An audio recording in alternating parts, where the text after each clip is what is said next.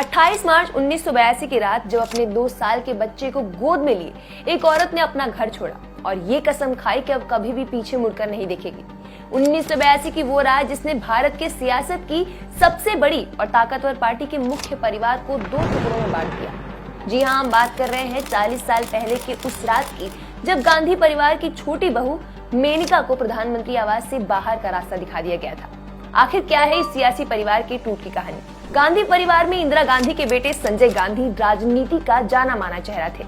एक वक्त पर यह भी कहा जाता था कि इंदिरा गांधी के राजनीतिक फैसलों में कहीं ना कहीं संजय गांधी का भी बड़ा रोल था। लेकिन फिर एक प्लेन एक्सीडेंट हुआ और संजय गांधी उस हादसे में चल बसे। इंदिरा गांधी के सामने अब एक बड़ा संकट खड़ा हो गया था। सवाल ये था कि अब उनकी गद्दी को कौन संभालेगा। इस मुश्किल वक्त में उन्हें दिखाई दिए उनके दूसरे बेटे राजीव गांधी। लेकिन राजीव को हवा में प्लेन उड़ाने का शौक था, राजनीति में उनकी कोई दिलचस्पी नहीं थी।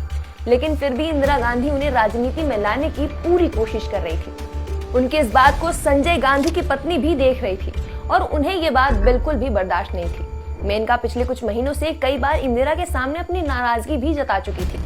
इंदिरा गांधी प्रधानमंत्री थी और उस समय विदेशी दौरे पर थी। इस बीच मेनका ने लखनऊ में अपने समर्थकों के साथ बैठक की, जिसे लेकर इंदिरा गांधी ने मेनका को पहले से ही आगाह कर दिया था। उन्हें मना किया था और उनके मना करने के बाद भी मेनका ने जब ऐसा कदम उठाया तो गांधी परिवार के रेड लाइन को पार करना उसे ठहराया गया था। 28 मार्च 1982 की सुबह इंदिरा गांधी लंदन से लौटी। अब जब मेनका उनका स्वागत करने गई तो इंदिरा ने उनकी बात काटते हुए कहा कि इस बारे में बाद में बात करते हैं। मेनका अपने कमरे में बैठी रही।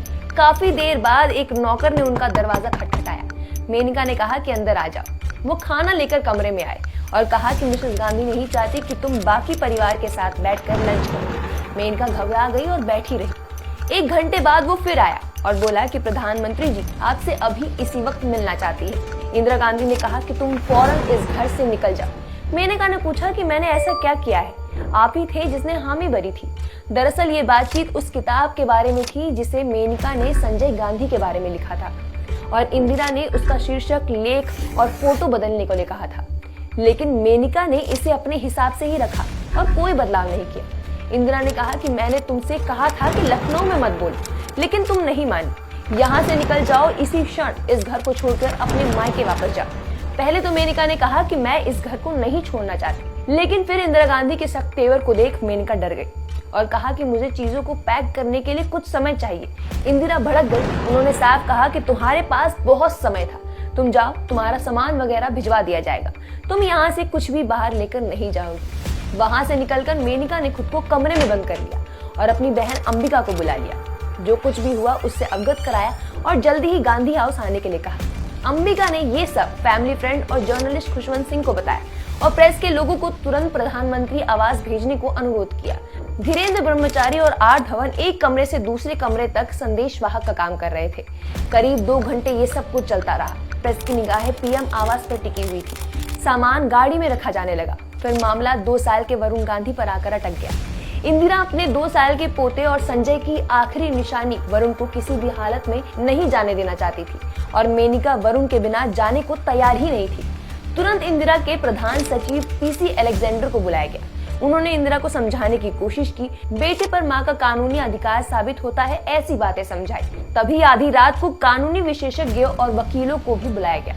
उन्होंने इंदिरा को काफी समझाने की कोशिश की कि अगर वह अदालत में इस मामले को लेकर भी जाती है तो वरुण की कस्टडी उनकी मां मेनका के पक्ष में जाएगी। अंत में इंदिरा गांधी को हर हालत में ये बात माननी पड़ी। रात के 11 बज रहे थे जब मेनका आधे सोए 2 साल के वरुण को गोद में लिए बाहर निकली। वह अपनी बहन के साथ कार में सवार हुई। इस राजनीतिक और पारिवारिक घटना के हर पहलू को कैद करते हुए कैमरा के हर जगह फ्लैश लाइट जल रही थी। इस रात की कहानी अगली सुबह देश के हर पन्नों पर, अखबारों पर सुर्खियों में चल रही थी। परिवार 2 टुकड़ों में बट गया और राजनीतिक भविष्य भी। मेनका गांधी ने अकबर अहमद डंपी और संजय गांधी के अन्य पुराने सहयोगियों के साथ मिलकर अगले साल राष्ट्रीय संजय मंच नाम की एक पार्टी बनाई। फिर मेनका गांधी ने 1984 में लोकसभा का चुनाव अमेठी से राजीव गांधी के खिलाफ निर्दलीय चुनाव लड़ा, लेकिन उन्हें हार का सामना करना पड़ा। इसके बाद 1988 में मेनका गांधी जनता दल में शामिल हो गई।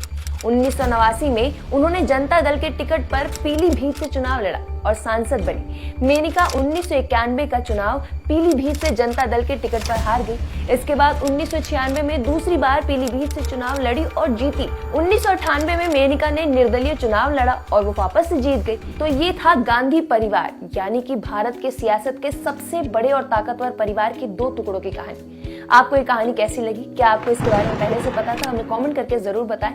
अगर आपको ये वीडियो पसंद आई हो तो इस वीडियो को लाइक करें, शेयर करें और ऐसे ही वीडियोस के लिए हमारे पेज को फॉलो करना ना भूलें।